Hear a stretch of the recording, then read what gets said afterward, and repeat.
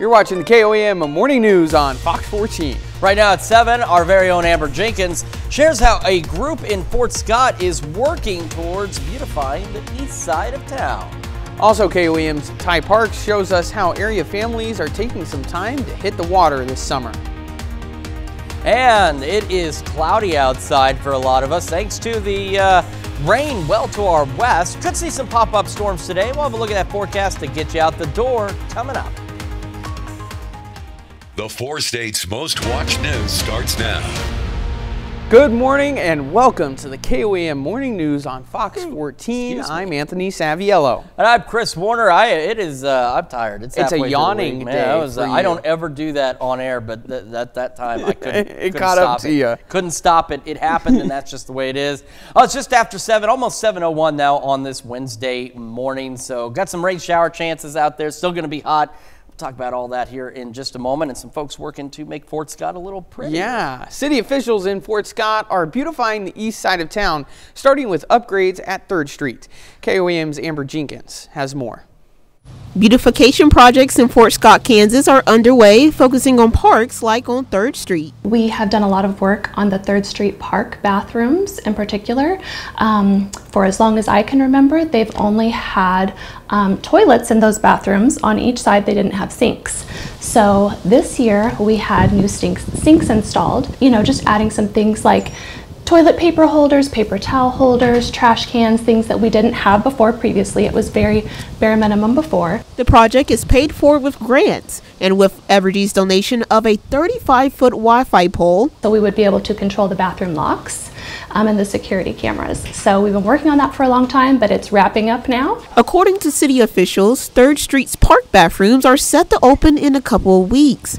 Teenagers living near the park say it's just in time for summer plans. Be outside a lot and play and go to parks and stuff.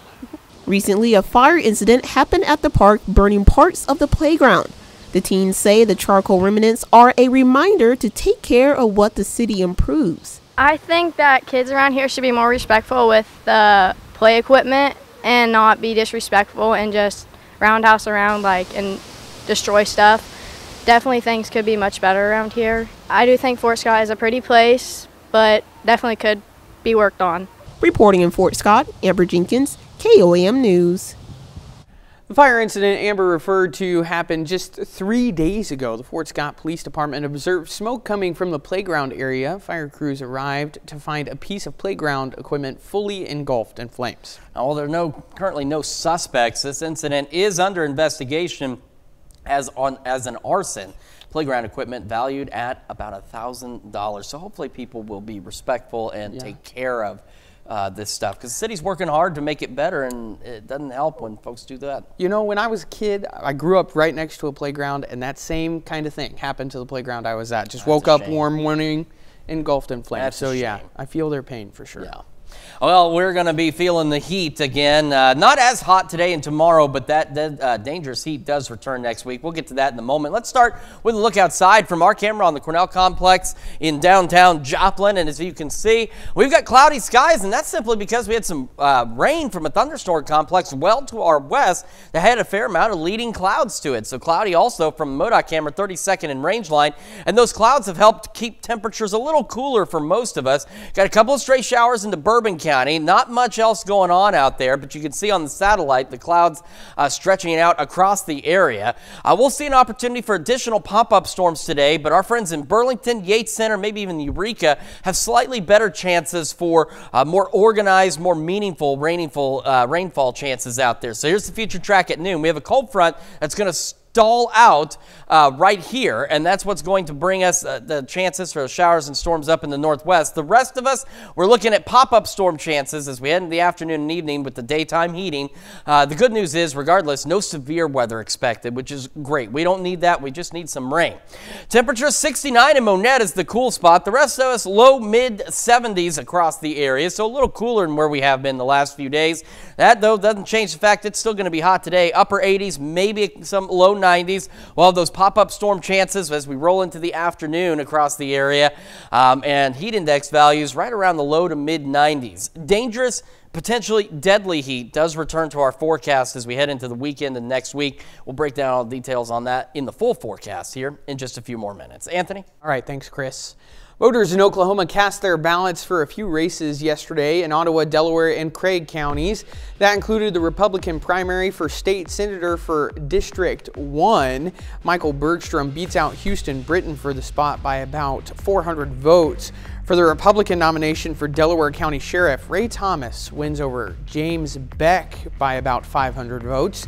Incumbent Delaware County Clerk Barbara Barnes once again wins the Republican nomination. She beats out Jania Yeager by well over 1,000 votes, and the town of Bernice, Oklahoma votes to extend a 1.5% sales tax to fund city projects. Joplin authorities have released the name of the suspect in Monday night's double shooting, and we're learning more about the circumstances. They've arrested 19-year-old D.W. Bryant of Joplin. Police were asking charges for first-degree assault, first-degree robbery, and armed criminal action. Police believe Bryant shot two men on the 1700 block of South Annie Baxter Avenue Monday night while trying to steal marijuana from one of them. Bryant fled the scene but was found nearby. Bryant was initially arrested for outstanding warrants. Police later determined he was a suspect in the shootings. The two victims were a 19-year-old who was shot in the abdomen and a 20-year-old man who had multiple gunshot wounds to both legs. Two individuals that did have injuries from gunshot wound injuries here on the scene. Currently, they're listed in serious but stable condition. Bryant has a criminal history for the armed robbery of a pizza delivery driver. Part of his probation in that case states that he may not possess a firearm. Summertime for many families means getting out of the house and hitting a favorite vacation spot. One such spot is the Crawford State Park in Kansas, Farlington, Kansas. KOAM's chief photojournalist Ty Parks gives us a bird's eye view of the park. So Crawford State Park was originally constructed in the 1930s as a fishing lake. It wasn't designated as a state park until 1965. So it was built by the CCC, which is a Civilian Conservation Corps, with the idea it was a fishing lake, and then designated as a state park in 1965. Approximately 120 or so private homes in our park, which makes us unique. A lot of state parks don't have private lots for sale. So we do have the private land ownership, and then everything surrounding the homes is owned by the state and the park. So we have a beautiful lake, 150 acres, mostly used for fishing. We get a lot of boaters out here, jet skis, people tubing, just wanting to have fun. We have 83 utility campsites, which is either electric or electric and water, 28 primitive campsites. We have group use areas that families can rent out and enjoy kind of more privately and secluded from the rest of the campsites. We have beautiful hiking trails. Three just for hiking, one is hiking and biking. There's a lot of history. We have the Spider Leg Trail, which is down by the hatchery, which holds a lot of history to it. You can see old structures from the original CCC camp that was here. Have 5 cabins to rent. They're beautiful. They're remodeled this winter, inside and out. People really enjoy those. Great view of the water and more secluded from the campgrounds, a little more privacy. And just enjoying the people. You know, we have the Marina restaurant out here, which is really popular with people. So, favorite part, I gotta say the wildlife out here. Just coming out every morning, and you know, you're always met by deer, wild turkey. We have a few bald eagles that hang out around here. I just love seeing the wildlife. You know, we're a smaller park compared to some in the state, so we have fewer staff members, but the whole team does a great job keeping this place looking beautiful, all the buildings functioning for our guests, which is really important to them, to have access to the bathhouses, the showers, keeping everything just in good shape. The Crawford State Park is also known as a quality perch and crappie fishery. Anglers can also reel in catfish, largemouth bass, or northern pike, just in case you're planning for next year's National Go Fishing Day. Those are your top stories for this half hour. Coming up next, the Heartland Concert Band joins us to invite you to their upcoming performance. Welcome back to the KOAM Morning News on Fox 14. I am joined by members of the Heartland Concert Band, Judd Fisher and Amber Dole. How are you guys this morning? Good morning. We're doing well. Good. Thank you for having Good us. to hear. Yeah, absolutely. So tell me a little bit about, you guys have been performing all month in the month of June. Tell me a little bit about your performances that have been going on. Sure. Well, so the Heartland Concert Band is 40 to 50 members, and we've been performing on Thursday nights for an hour at the Schiffer-Decker Park shelter in Joplin, and but Saturday is our kind of capstone event that we're going to have. Yeah, tell me more about that. What exactly do you guys have going on? It's more than just the Heartland Concert Band happening Saturday, right? Absolutely. So it's the CBOP, the Community Band Outdoor Picnic 24. So we will have opening with the Army Band, and then we have Coffeeville from Kansas. We have Republic from Missouri, and we'll be closing out with Spillwater Drive, Bluegrass Band sprinkled in between there. What's it like having multiple bands and people from all across our area being able to just come and perform with you all, really just engaging the community in such a way? Well, we think it's pretty unique in that the goal for this is to really to give the audience an opportunity to see a community band, all volunteer bands from small communities, medium and large size, and to see the breadth of talent that's available in the four-state area, and the type of music that they play. It ranges all the way from the traditional marches to kind of some, what I would say, traditional classic pieces that are more like orchestrations, and then fun pieces, like we've got some things for the theme song from The Mandalorian or Game of Thrones, or Salute to John Williams, those types of pieces. So it's something for everyone. If they're going to come out and watch it, they're going to enjoy it no matter what. It sounds like. Awesome. So if they do come out, we were talking about Saturday's performance, kind of your capstone performance. Tell us again where it's going to be at. So it will be at the Cornell Complex in Joplin, and we will be on the Leggett and Platte Green in the back.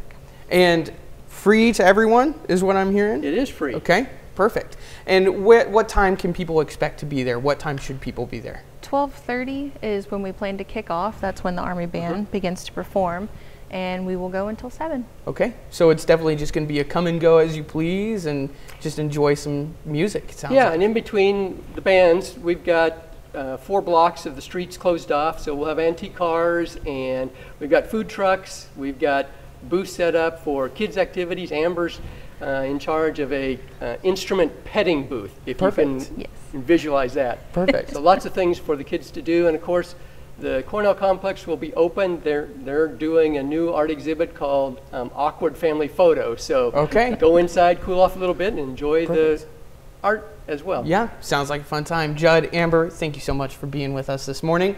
We're back with more news after this.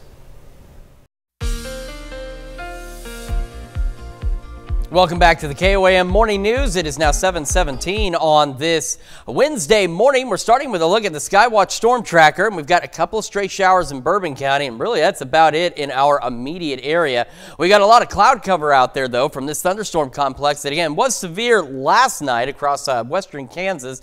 Not so much now. In fact, it's really been kind of running into a brick wall right here, but it's part of a cold front that's going to kind of stall out across our far northwestern counties and bring at least some of us some actual meaningful rainfall. The rest of us are going to be facing just those pop-up showers and storms. So again, Burlington, Yates Center, Eureka, the better chances for actual meaningful rainfall out there as this front just kind of stalls out. And the rest of us, as we head into the afternoon and into the early evening hours, that's where we'll see those pop-up showers and thunderstorms. But again, there's those organized thunderstorms off to the north and west along that front. Those pop-up storms will die out once we begin to lose the heating of the day. However, again, Yates Center, Burlington, Eureka, you'll hold on to a few showers a little later in the evening hours because it's part of that cold front, not part of just the daytime heating pop-up storm business. As we go into our Thursday, we'll start the day partly cloudy, and then clouds will increase. Will be mostly cloudy through the day. Doesn't do much for our temperatures, but it does at least reduce the sunlight a little bit out there. And we'll have another opportunity for maybe a pop-up shower or storm once again as we head into the afternoon and evening hours. But tomorrow, I think most of us will be dry. Our UV index today is at an 11, which is in the extreme zone. So that's, again, burn time for unprotected skin. less than 10 minutes. So make sure you are taking appropriate precautions out there. Our heat risk today is in the minor to moderate. So we're looking in the minor, that's 90 to 95 degree heat index values. And the moderate, again, is 95 to 100. And that will continue at least into Thursday, thanks to some of that cloud cover out there. However, once we roll into Friday and into next week, the moderate begins to overspread more of the area. And we see the return of the major heat risk. So we're talking heat index values 100 to 105. And then as we kick into next week, by Sunday, you got that extreme. That's that purple color. That's heat index values exceeding 105 degrees. And that'll start to overspread a much broader area as we head into next week. So that's what we've been talking about with the dangerous, potentially deadly heat as we head into next week. So again, some reminders with your pets. Make sure you're doing early morning walks. Keep them inside otherwise. Next week especially, keep the kids inside. Otherwise, make sure they are staying hydrated. If you have to work outside, take frequent breaks, find shade, and make sure you're staying hydrated. And then, of course, make sure you're checking up on the elderly as they're fairly susceptible to this extreme heat. There's those clouds from that rain that's well out to the west. So we got cloudy start to the day. It's been keeping our morning temperatures a little cooler than what we've seen lately. 72 in Joplin. Around the area, we've got low to mid 70s, starting to see a couple of upper 70s here and there. But again, it beats where we started. Again, the Odyssey Chinook, for example, you guys were starting close to 80 degrees on Monday at 5 o'clock in the morning. So significant improvement this morning. Doesn't stop us from heating up later. Partly cloudy through the morning, maybe some showers in our far western counties. Low 80s by 11 o'clock. As we head through today, again, those highs upper 80s, low 90s. Same for us on Thursday. High temperatures by next week reaching low, mid, upper 90s out there. We do have those pop-up storm chances nearly every day next week, but those heat index values again could exceed 105 degrees. That's a check of your forecast. We're back with more of the KOAM Morning News right after this. Welcome back to the KOAM Morning News on Fox 14. I'm joined by the Columbus Saddle Club. Jason Wells, how are you, sir, this morning? Great. Good to see you. Great, thank you. So tell me, you guys got quite an event coming up this weekend. Tell us a little bit about it. Yes, we do. It's our annual rodeo. It's been going on 60 plus years. ACRA, IPRA sanctioned. We always put on a really good weekend. We've got a new stock contractor coming this year. G-Money Rodeo Company, along with a new announcer, Brandon McClagan, will be really good for the audience. He announces horseback, so he'll be out in the middle of the arena with all the action going on. And that's not the only new stuff that you have. You got quite a few new things. You got all the traditional stuff, yes, but quite a few new things happening this year. Absolutely. With traditional events as usual, and then this year we're adding mutton busting for the kids. It'll have sign-up starting, I think, at 6 p.m. to 7 p.m. You just come in and sign in with the secretary there at the arena. And I think ages 7 and under, and a limit of 65 pounds, I believe. But kids love that. Yeah. And the parents love it, grandparents love it. So, and then another big addition this year, G-Money Rodeo Company puts on a wild horse race. And that seems to be a really exciting new addition, especially for our rodeo. The crowd loves it. It's really wild. Gets a little crazy, but you know, 3 guys have to try to saddle a horse and ride it. It's pretty wild. Yeah, absolutely. Got to be a little precautious there. I would assume. Yeah. So more than just, when is the rodeo happening? When are we starting? The rodeo happens this weekend, June 22nd and 23rd, Saturday and Sunday. The mutton busting starts at 7 p.m. each night. The actual rodeo starts at 8 p.m. Yeah. We do have advanced ticket sales. We have a couple young ladies in Columbus selling tickets, Allie Wells and Gracie Hall. You can look them up on Facebook, message them, they can get you some tickets. Otherwise, it's, I believe, at the gate, we're $15 at the gate. Perfect. And kids 6 to 12 is $8. Okay. Like I said, admission each night. You know, you can buy advance tickets for, they'll work for each night too. Okay, perfect. So you just walk right up to the gate, admission Absolutely. At the door. Yep. Perfect. And you had even said you got even a new rodeo clown and everything. We do. Yeah. Cliff Hollywood Harris is coming this year. He's a PRCA clown. Done a lot of great things in all over the United States, yeah. And we're very happy to have him on his stop going through. I feel like a lot of rodeos, they're only as good as the rodeo clowns that are sometimes, Absolutely. You know, they got to Yeah. have a good few of those. So, well, Jason, appreciate you once again coming on to our news show this morning. Thank you very much. Appreciate you. We'll be right back with more news after this. The 4 states' most watched news starts now. Welcome back to the KOAM Morning News on Fox 14. It's currently 7:29. I'm Anthony Saviello. No one was seriously injured in a traffic accident involving a Jasper County deputy yesterday in Joplin. It happened at the intersection of 7th and Main Street just before 11. Authorities say the driver of a pickup truck failed to yield at the intersection and struck the deputy's vehicle. A federal court judge has sentenced a Joplin chiropractor for receiving and distributing child pornography. Eric Hedman was sentenced to 7 years in federal prison without parole. The court also sentenced Hedman to 10 years of supervised release following incarceration, and Hedman will have to register as a sex offender. Hedman, who operated his own practice at Hedman Chiropractic at the time of the offense, pled guilty on December 14th. Yesterday was National Go Fishing Day, and some local anglers were out casting their lines. Kellogg Park in Carthage turned out to be the perfect spot to reel in the big one or make up the perfect story about reeling in the big one. If you have proof of your big catch yesterday, post your pictures to social media with hashtag National Go Fishing Day. The Carthage Chamber of Commerce celebrated a milestone for a local landmark. The Precious Moments Chapel and Gardens marked its 35th anniversary with a ribbon cutting yesterday. The event served not only as a way to look back on the chapel's history, but also as a way to look forward. We have a lot of exciting things coming in the future.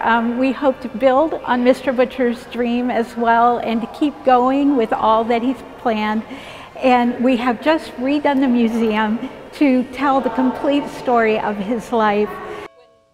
The occasion marked one of the first events Precious Moments has had since the passing of its creator and co-founder, Sam Butcher, who died last month at the age of 85. The inaugural Joplin Police Department Summer School Kids Academy came to a close yesterday. Participating 6th graders got to experience what it's like being a police officer. The kids got to tour JPD facilities and learned all about law enforcement careers, including SWAT and K-9 programs. They also got a chance to practice their handcuff skills on some officers. Chief Pearson presented all the kids with a certificate of completion. Some Joplin residents added a little color to their wardrobes yesterday evening. The group Joplin Equality hosted a tie-dye night at Mercy Park. Folks were able to swing by with white clothes and turn them into unique kaleidoscopic works of art. It was open to anyone, no matter how much tie-dyeing experience they had. Well, we've got another hot day out there, but some chances of showers and pop-up thunderstorms for some of us at least. Skywatch Storm Tracker, we've had a few sprinkles here in Bourbon County. Those are beginning to die out. We've got a cold front that's going to kind of stall out and bring some slightly more meaningful rain chances to Burlington, Yates Center, Eureka as we head into the afternoon and into the evening hours. So we had some of it kind of like it's hitting a brick wall out there, but it will eventually fire off a few more showers and storms. Nothing severe expected out there. For the rest of us, though, as we head into the afternoon, we're just looking at isolated pop-up showers and storms. So not everyone will see rain, but the best chances for rain are right up in this northwestern corner here as we head into the evening and late evening hours. And once we lose the daytime heating, we will lose those pop-up showers and storms, unfortunately. Temperatures a little more manageable this morning, low to mid 70s across the area, where earlier this week we were starting upper 70s and near 80 degrees out there. However, despite the cloud cover this morning, it will still heat up, upper 80s, maybe some low 90s. Heat index values pushing that 90 to 95 degree range for a lot of us. And of course, we'll have those isolated pop-up storm chances across most of the area. We do have some dangerous and potentially deadly heat on the way as we head into next week. We'll break down details on that in the full forecast here in a few more minutes. Anthony? Thanks, Chris. President Biden is announcing today a large-scale immigration program. Citizenship to roughly 500,000 undocumented immigrants. Skylar Henry reports from Washington, D.C.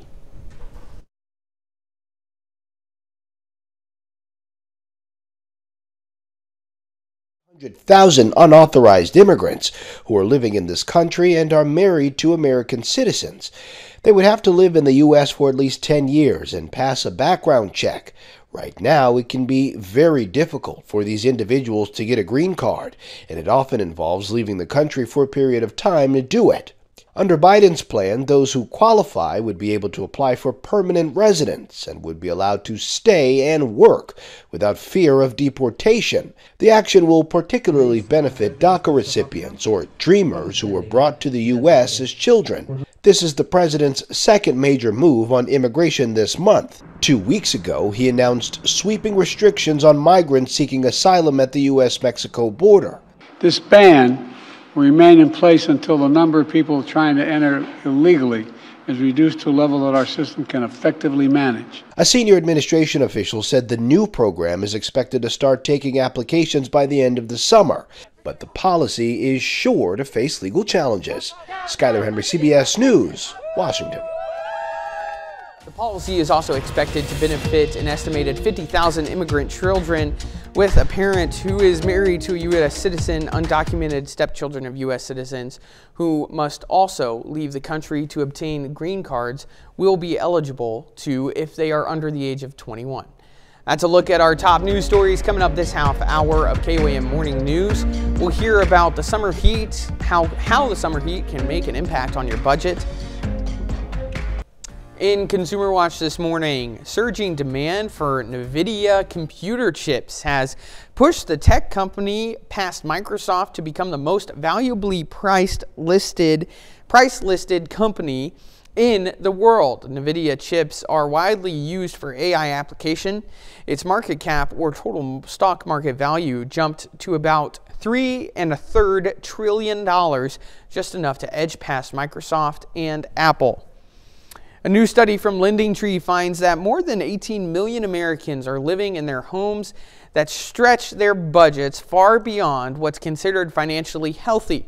Homeowners considered to be in that situation pay more than 30% on their monthly income on housing, including the mortgage, utilities, and other costs.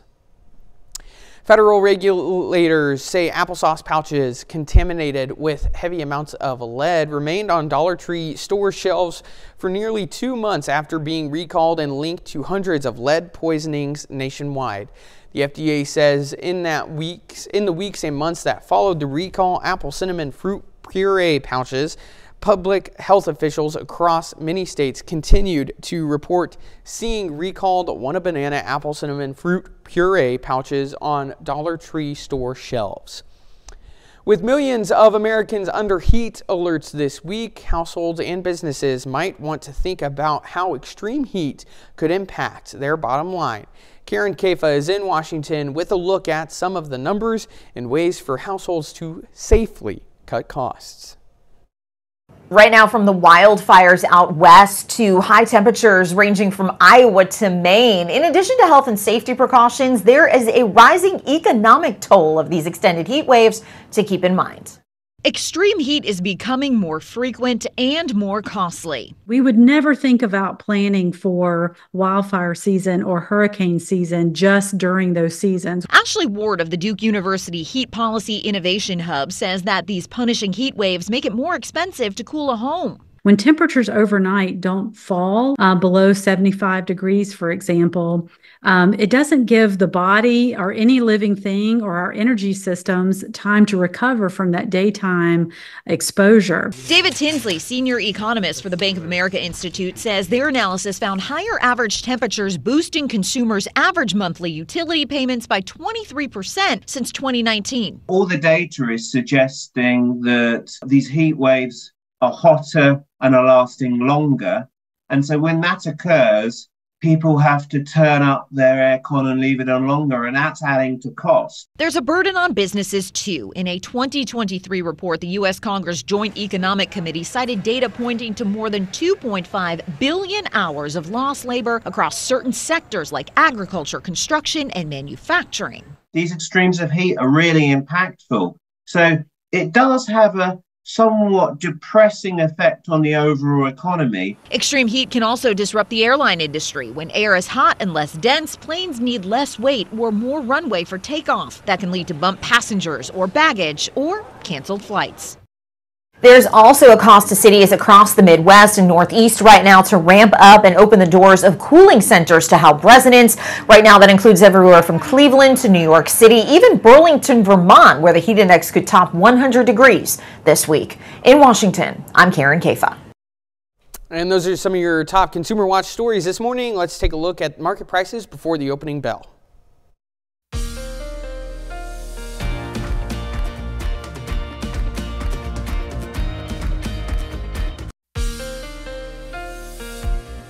Welcome back to the KOAM Morning News, 7:43 on this Wednesday morning. And Skywatch Storm Tracker is clear. We've been zooming into southeast Kansas. We had a few sprinkles in Bourbon County, a few showers out in our far western counties, but those have since fizzled out. However, this cold front that is associated with this batch of rain out to our west is eventually going to stall out across our far western counties and bring at least some opportunity for some steady rain and maybe even a couple of thunderstorms, say for Burlington, Yates Center, and maybe into Eureka as well. The rest of us, though, as we head into the afternoon, we're going to have the opportunity for some pop-up showers and thunderstorms out there. No severe weather is expected, but at least a few of us might see rain. But again, the best chance is just right here. Again, Burlington, Yates Center, and into Eureka are going to be the best opportunity for some steady rain out there.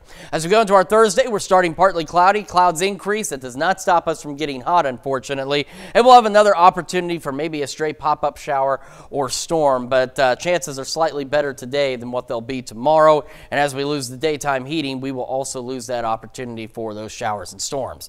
Our UV index today is an 11. That's the extreme level, so burn time for unprotected skin is less than 10 minutes. So make sure that you are taking precautions, limiting your time outdoors if at all possible.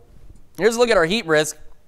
Minor to moderate. So the minor is heat index values roughly 90 to 95. That moderate is in that 95 to 100 degree range. And it kind of stays that way as we head into Thursday. Still some moderate out there, but quite a bit of minor as well. But it's short-lived. By Friday, we're seeing a lot more of that moderate, a few hints of the major. Major is heat index values 100 to 105. By Saturday, moderate has overspread the area. We're seeing a lot more major. And then even by Sunday, we start to see more major. So that's that 100 to 105. And then we're seeing extreme. And the extreme starts to take over a lot of the areas we head into Monday and Tuesday of next week. And that's heat index values exceeding 105 degrees. So as we head into next week, dangerous, potentially deadly heat out there for us. So again, some reminders. Make sure that you're taking your pets on those early morning walks. Make sure they're otherwise indoors. Kids need to be indoors, especially as we head into next week. Make sure they're staying hydrated as well. Make sure you're staying hydrated and taking frequent breaks if for any reason you've got to be outside. And I know, again, there's some professions you don't have that choice. You've got to work outdoors. And of course, like children, elderly susceptible to this heat, make sure you're checking on them as well. Cloud cover from all that rain out west has led to a slightly better start to the morning temperature-wise. 72 in Joplin, although the dew point humidity both up there. South-southeast breeze at 8. Cloudy skies across the area again have kept temperatures somewhat more in check. We've got low to mid-70s for the majority of the area. However, these clouds should break up as we go into the rest of the morning into the afternoon, and that'll allow us to heat up. Partly cloudy skies as we get the day underway. Low 80s by 11 o'clock this morning. And then as we head into the rest of the week, again, upper 80s, low 90s again tomorrow. And then take a look at those temperatures heading into next week. Low, mid, maybe even upper 90s. And that's why our heat index values are reaching those dangerous, potentially deadly levels. We also have opportunities for pop-up storms starting this weekend and almost every day next week. That's checking your forecast. We're back with more right after this. The giant panda is a celebrity at most zoos that have them, which can draw quite a few large crowds. Yeah, but the number of wild bears is small. Ian Lee reports how scientists are trying to grow their numbers. A giant panda and her cub roam a forest in central China. Scientists recently showed video of the pair captured from an infrared camera, highlighting how efforts to reintroduce the bears into the wild are working. Our conservation efforts are paying off, and now our giant panda population is gradually increasing, he says. Previously, only 28 giant pandas were known to be in the area. For more than 2 decades, scientists have tried to reintroduce captive bears into the wilds of China. This video shows the giant panda's numbers are slowly growing. It's actually a bit difficult, but we train the bears to learn about their natural enemies from a young age, says this expert. Giant pandas are considered a vulnerable species. It's thought that there are fewer than 2,000 in the wild. China has established nature reserves to help revive their numbers, but even finding the elusive bears is tricky. When we come across dung or wildlife tracks, we will stop, record them, then do it again, he says. And they say they'll keep looking for them to make sure that one day their numbers grow as big as a, well, bear. Ian Lee, CBS News, London. China says it will send 2 giant pandas to the Washington, D.C. Zoo by the end of the year. Hopefully they can continue to work to get their numbers up. I'm a big fan of pandas. Oh, they're adorable. They great. can eat you, but they're adorable. Yeah. They're funny when they fall out of trees. It's funny to see. Not like in a mean way. Have you seen those? Never mind. Whatever. I have not seen you okay. do it. Well, let's take a look at the future track, and we're going to talk about some shower and thunderstorm chances. So again, Yates Center, Burlington, and Eureka. We're mentioning those specifically because there's going to be a cold front parked near you that's going to give you better chances, as you can see on the future track, of more consistent shower and thunderstorm activity off to the northwest. The rest of us are going to be looking at that pop-up storm potential. So once we lose the daytime heating, pop-up storms begin to fizzle out. But thanks to that frontal boundary, could see some showers continuing to linger as we head later into this evening. A reminder that our UV index is high. It is at an 11, which is extreme. That means your burn time for unprotected skin less than 10 minutes. So do make sure that you're taking precautions. Heat index values today for most of us low to mid 90s. In the orange, where the moderate is, that's going to be mid to upper 90s. And this will continue into Thursday. We'll spend most of Thursday mostly cloudy with, again, some isolated showers out there. Better chances today, honestly, than tomorrow. However, as we start to clear out heading into the weekend, our heat risk increases. We're in that moderate to major. Major is heat index values 100 to 105.